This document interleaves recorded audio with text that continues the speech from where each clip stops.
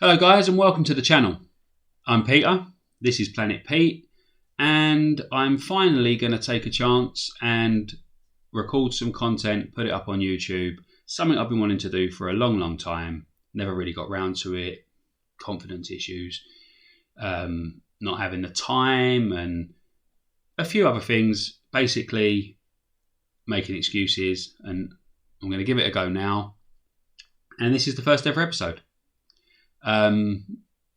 To start with, camera, audio, video editing, etc. might be a little bit off, but it will get better. I'm still learning, and I will upgrade my equipment. To begin with, I'm going to give you a little history lesson. 1992 was a historical year in English football. The formation of the Premier League meant that the top clubs had more money coming in. There were more TV rights, sponsorship deals, etc.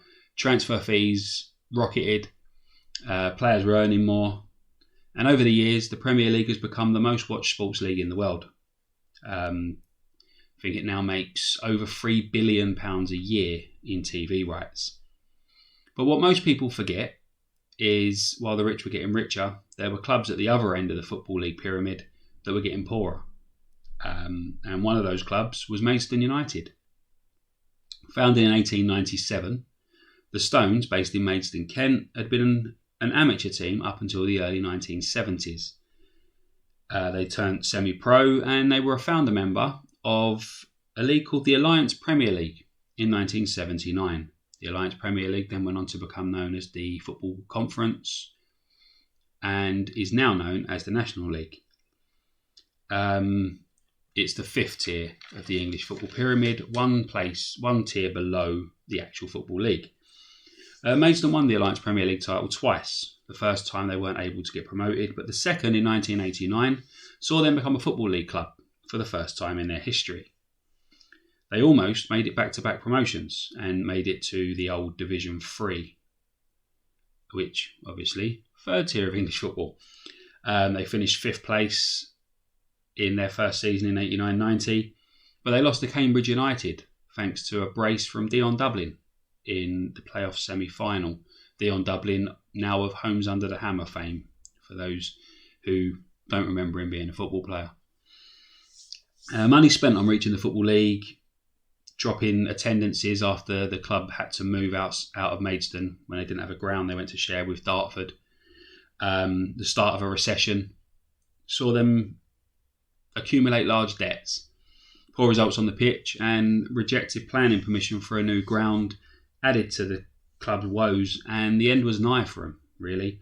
Although they were supposed to be founding members of the new Division 3 after the Premier League was formed, Maidstone were unable to begin the 92-93 season due to not having enough players, and they had no ground. I think at the time they had something like 2 players registered. A possible merger with a club in the northeast of England fell through because it was rejected by the Football League, who said that the club had to stay in Kent, which kind of controversial because a few years later they allowed Wimbledon to relocate to Milton Keynes. That proved to be the final nail in the club's coffin. They went into liquidation and resigned from the Football League on August the 17th, 1992. And the club that had given league debuts to former England international Warren Barton and the Republic of Ireland's Gary Breen was to be no more. Thousands of Maidstone United fans were now in mourning at the loss of their club, and football would continue without them.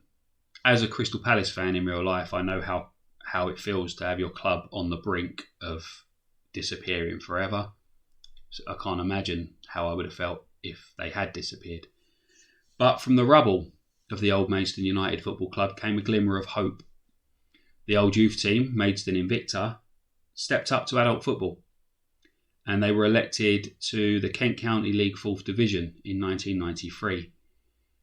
In 95, they changed their name to Maidstone United, and the new version of the club began to write their own chapters in football history.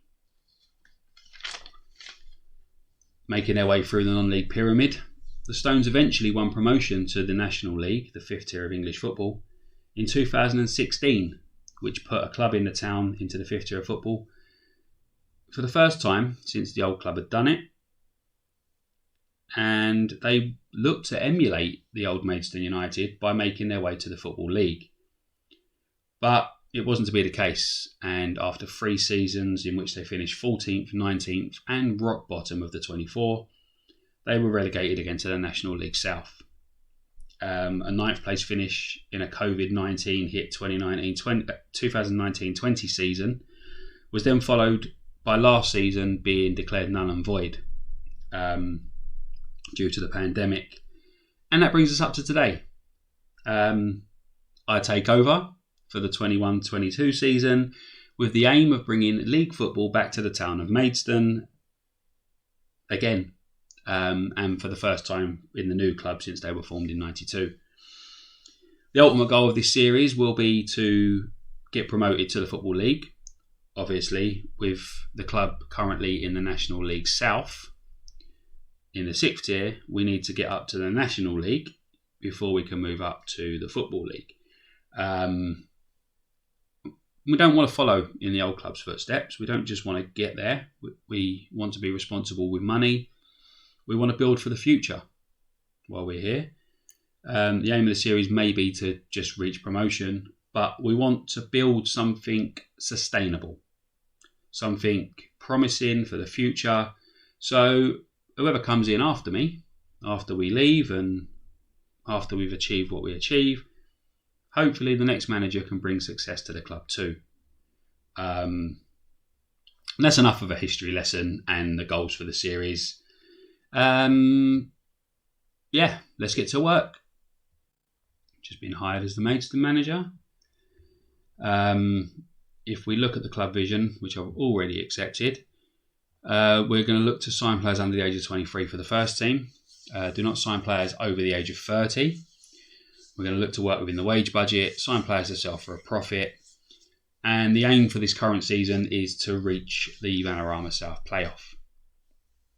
Cup competitions, I want to reach first round of the FA Cup, second round of the FA Trophy. I personally don't care too much about the cup competitions. What I want to do is get promotion. They're looking at gaining promotion by the end of the 22-20, or work towards gaining promotion by the end of 22-23. Win promotion by the end of the 23-24 season. So it gives me 3 seasons to gain promotion. I want to do it this one. I want to go straight up this season. If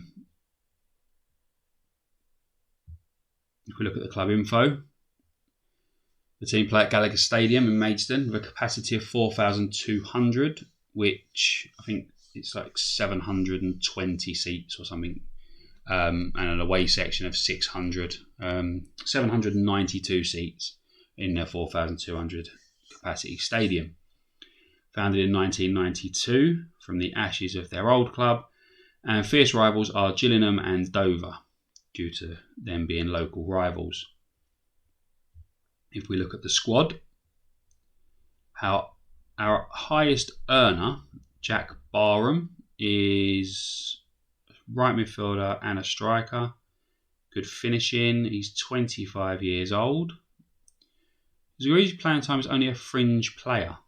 How much money we got? We've got 15,000 in the transfer budget and £750 a week wage budget. So I could almost double my wage budget by getting rid of what they consider to be a fringe player.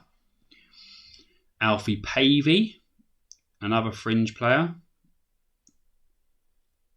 is another striker who earns the same. So Barham and Pavey, my 2 highest earners at £600 a week. Then Reece Grant. Torn knee ligament, expected to be out for 6 to 7 months. Nice. Then Tom Hadler, who first choice goalkeeper. See a couple of names I recognise here. Rory Deacon, former Sutton United player, Arsenal youth player. Many of you may remember him from Sutton's run to, was it quarterfinals of the FA Cup they reached? 5th round of the FA Cup? A few years back, it was like 2016, 2017, something like that. He scored a couple of goals on their run, and then they played Arsenal, and there was all this talk about Rory Deacon maybe getting revenge against his former club. He might have hit the crossbar or the post or something. Gavin Hoyt, another former Arsenal player. Michael Phillips, I recognise that name as a Crystal Palace fan. Michael Phillips was a Palace youngster, I believe. Yeah. Schoolboy at Palace. He's in his second spell at Maidstone now. Who else we got? Jerome Binnon-Williams. He's another ex-Palace player. He's on a non-contract. He's the only player that's on a non-contract. We have a look at our squad depth. Reece Grant, he's the one that's injured. He's our best striker and he's injured. Barham, who is our joint highest earner, is the next best striker. Is the one that's earning all the money. Alfie Pavey. Alfie Pavey isn't even in the top 5 on squad depth. So, I reckon that I get rid of him. Fringe player would give me almost double my available transfer budget, or wage budget, sorry. And look to build the team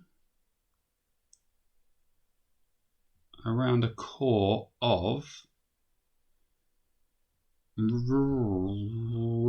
Regan Booty, who is a centre midfielder. He's also our best defensive midfielder and our best left back. Star player who should still improve, and Rory Deacon, who's the best winger on both sides. Reece Grant's injured, 3.5 star. But we've got Rory Deacon 4.5, Regan Booty 4.5. Phillips is our best defensive midfielder other than Booty. He's also our best right back. So Ella Kobe is our best defender as well, at 35 years old. Joe Elol is 32, so it's a very ageing backline. So I think the aim will be try and get rid of Pavey, bring in a new defence and a new backup goalkeeper by the looks of it. Bring in the new defence. The rest of the team looks okay. I mean, Barham's only a 3-star current ability, but he's got 13 finishing. He's only 5'9". Decent pace for this level. Waters behind him. Yeah, we won't. Again, decent pace, but his other attributes are very much lacking. Staff situation at the club. We only have one coach, who is a goalkeeping coach. We have an assistant manager and a head of youth development. So I look to sort out the backroom staff as well.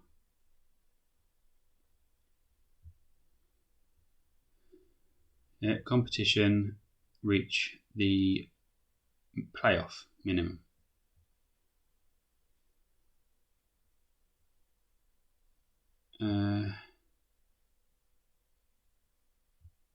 We'll look at the season preview. The media believe that we will finish 6th, which is good enough for a playoff place. They have Ebbsfleet as the favourites, Dartford second, Havant Waterlooville, Hemel Hempstead, Dorking. Then us. According to the betting odds, as they would be, there's then a big gap. 17-2 is what? 8.5-1. Then Bath, Dulwich Hamlet 10-1.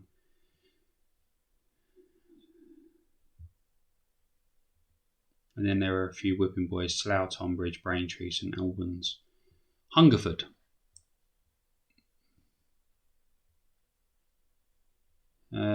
So they've 6th. So it's down to 7th.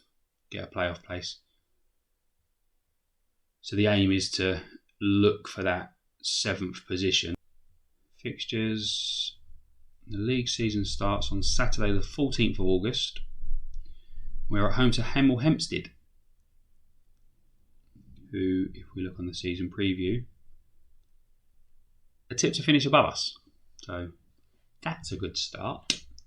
Well, actually, let's just look at our schedule for a sec.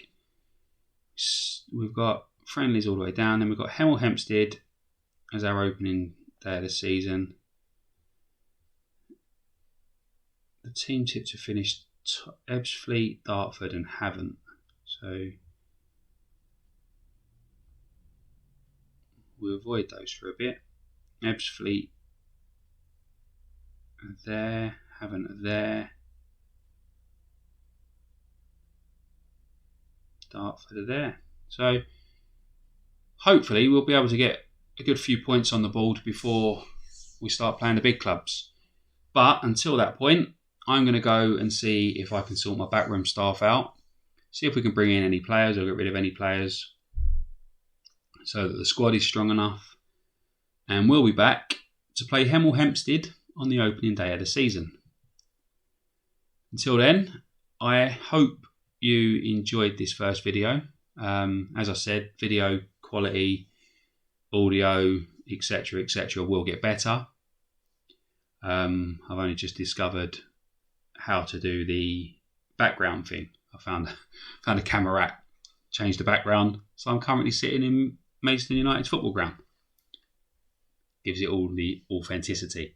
But anyway, like I said, hope you enjoyed that. Chances are not many people watched it, if any. But if you did, leave a like, subscribe to the channel, and I will see you for episode 2 very soon. Thank you very much. Bye-bye.